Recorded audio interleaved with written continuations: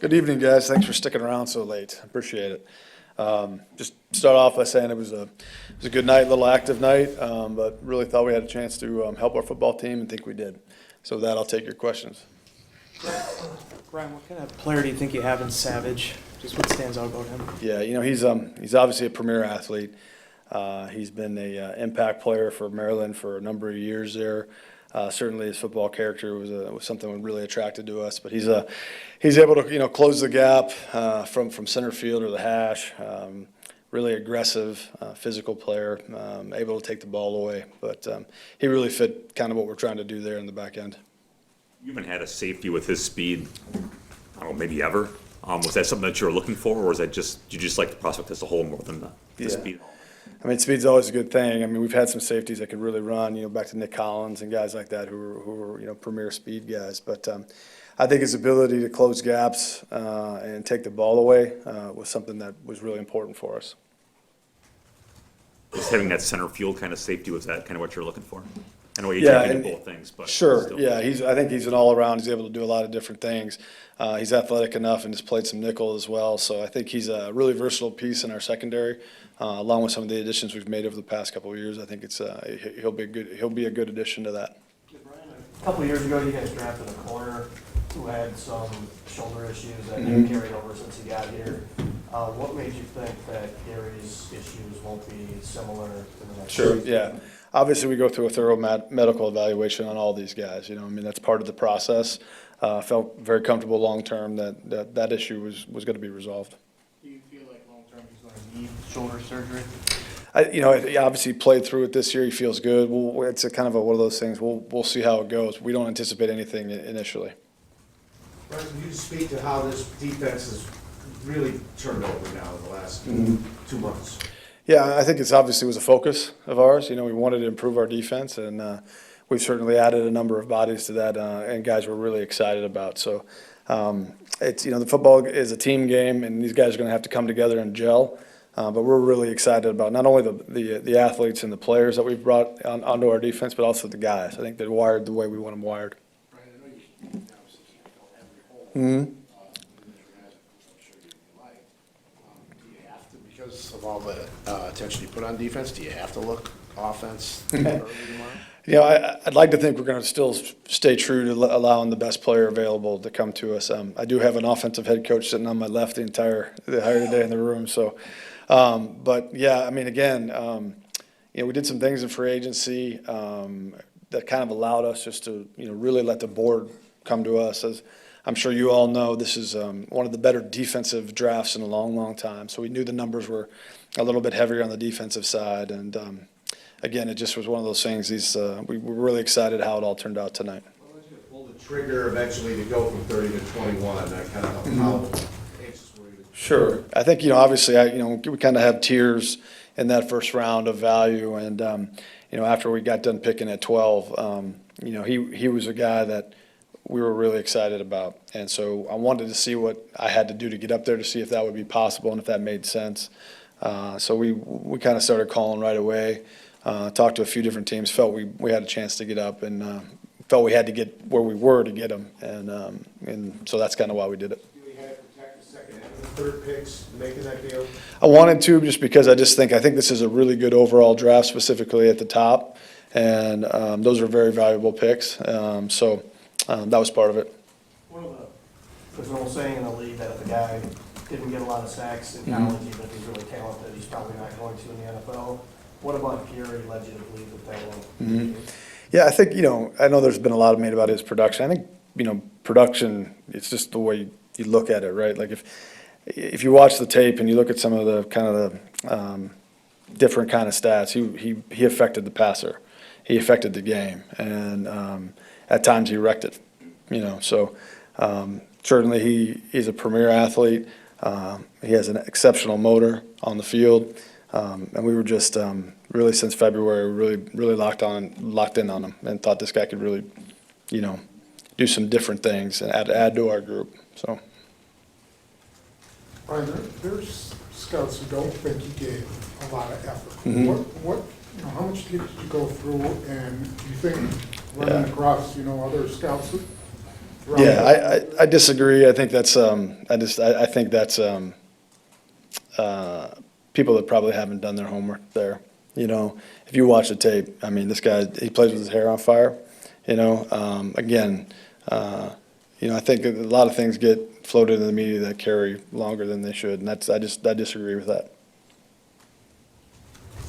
Goody, if you, when you say that you locked in on Gary since February. Yeah. So what kind of calls did you take for 12? And was it just not moving, I've got the guy I want? Kind of?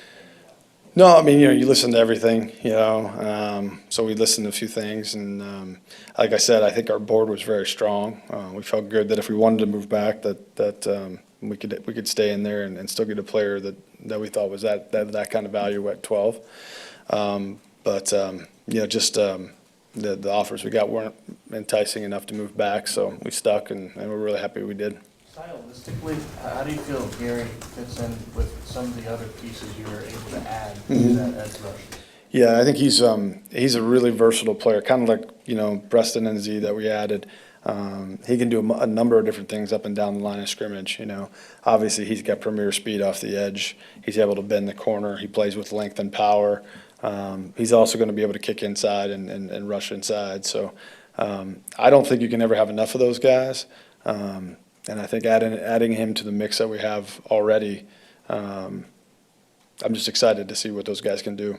Big picture, is that positional versatility, whether it be edge or Darnell can play a couple different spots, is that something you really seek and want when you're evaluating guys coming out? Yeah, absolutely. Especially, I think, on the defensive line. I think, you know, the games that you have to affect the quarterback, you know, and you have to do it from multiple, you know, areas. And, you know, the days of just kind of sitting in one spot and rushing the passer are kind of over, you know, especially with the way Mike wants to use our guys in defense. I mean, even last year, I'm sure you guys were aware, he moved guys around. We brought guys from everywhere. And I think now we have a number of guys that can move around and win one-on-one. And I think that's important. And, again, just really excited for that group to kind of see how they develop as the season goes along. You know, kind of along those lines, was your third down pass rush part of that? Because you could put Z inside, you can put Gary inside, you can flank him with, you know, Preston and Kyler and those guys. Is that kind of part of the game plan? Right. Yeah, I think it's just, again, it's about having a number of guys that can win one versus one matchups. It's a bit of a third down league at times, you know, and we need to affect the passer on third down. Brian, were you guys excited enough about Rashawn and interested enough that if the board had fallen differently, you would have moved up just to get him, or was he somebody you liked specifically at 12? Yeah, we explored a bunch of options, you know. A lot of it is kind of seeing how it's fallen and who's in front of you and who might come up to be in front of you. So obviously we were, you know, kind of going through those things. Ultimately, I think we felt really good about the way the board was falling early and decided to stick, knowing that we could stick at 12 and get a player we wanted. And again, feel very fortunate that he fell to 12. Brian, what was Matt like in the room? What did he say? I mean, for his first time in that role, obviously. Yeah, no, really good energy. We've, you know, obviously Matt's had his plate's been really full since taking the job, and obviously we had a mini camp, you know, this week. So we've gotten a chance over the last few days really to kind of like be together at just me and him and really go over the board and kind of explain to him our process and really, you know, even though that they were through it, but like just to kind of see the board finalize and kind of how we were going to attack this thing. So he was great, you know, really supportive, kind of understood exactly what we were doing. And again, when it falls your way, there's obviously a lot of excitement in the room, and obviously we moved around a little bit. So, you know, it was a good day, and, you know, it was nice having him there to kind of talk things through and things like that. So it was good. You need to get him some guys to touch the football on offense and weapons. Yeah, we'll see how he is tomorrow, you know, as we get rolling. But, again, you know, football is the ultimate team game, and we got to build this 53-man roster, you know, 90-man roster right now, and be as strong as we can at every area. So, you know, we're gonna try to take the best players available that we can. I think there's room for that. I don't think there's, you know, if there's more defensive players that fall our way, there's certainly room for those guys. So, but we're gonna do the best we can to improve the entire squad. It's the second straight year you're able to make a deal with John in Seattle on the first round. beneficial is it for a maneuverability standpoint to have those contacts? Yeah. in the way? Probably a little coincidence, but obviously just quite frankly, where they were picking, we were picking, those kind of things. But, yeah, I mean, I've known John since 1997, and so, those conversations are easy, but it really doesn't matter to me. I think the relationship helps, but at the same time, it's about the players and it doesn't matter who's on the other side of the phone. If it's good for us, we'll do it. You mentioned last year the two trades, one happened kind of been discussed for a week, the other happened on draft night. Which one did this? Yeah, not as much this one. Certainly we've been making phone calls all week and just letting teams know kind of what we're thinking and what we might want to do and if they'd be available to move up or down. So they certainly knew that. We certainly knew kind of what they were wanting to do in different spots. But, yeah, those conversations happen all the time, but it wasn't probably as specific as the one last year. Brian, What who does, intel did you have that made you think you had to move up? And what made this guy worth the price? Yeah, we were, again, we thought it was an absolute difference maker. We didn't think there was a really deep group there. And, again, we do our homework. We kind of understand where he might go, and we didn't think we could sit at 30 and have him fall to us. Brian, who So. does Darnell remind you of in terms of his potentiality in the NFL? Yeah, How many different ways can you use him with the versatility? sure. He's very versatile.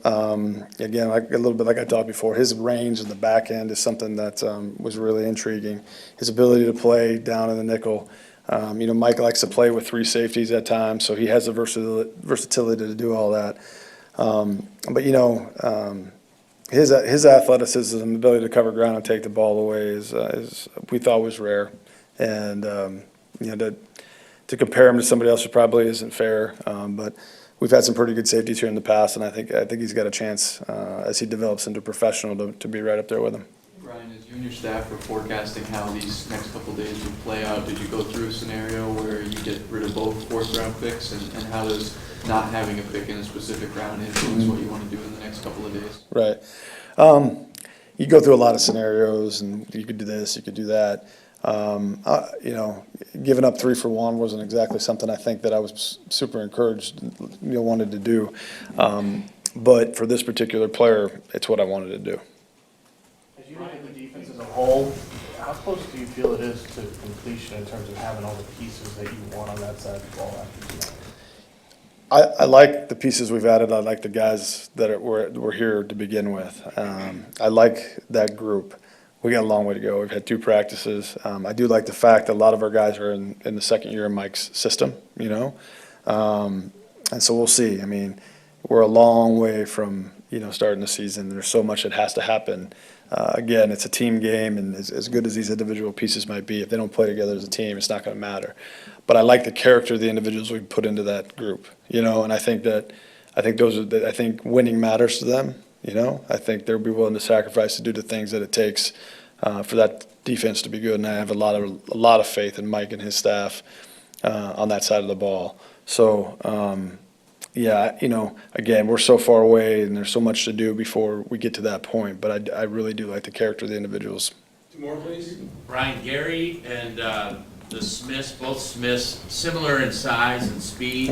Is that a particular body style you're looking for that position? Is that a coincidence? Yeah, not a coincidence, no doubt. I mean, these are big men with length and power and speed. And I think, I felt we needed to get bigger in the front, and we have. We needed to get more explosive in the front, and I think we have. So not a coincidence. I mean, those are the body types we're looking for. Ryan, did you break a height standard with safety? I mean, did you have No. 5'11", 6 foot? No, obviously our height standard goes back a long, long way, right? Especially at the corner position. Safety position has always been a little bit more flexible. Again, his unique athleticism, I think, he's not as big as some, plenty big enough. He'll be a 200-pound safety, and his ability to get from sideline to sideline is rare. So, no, didn't break any standards.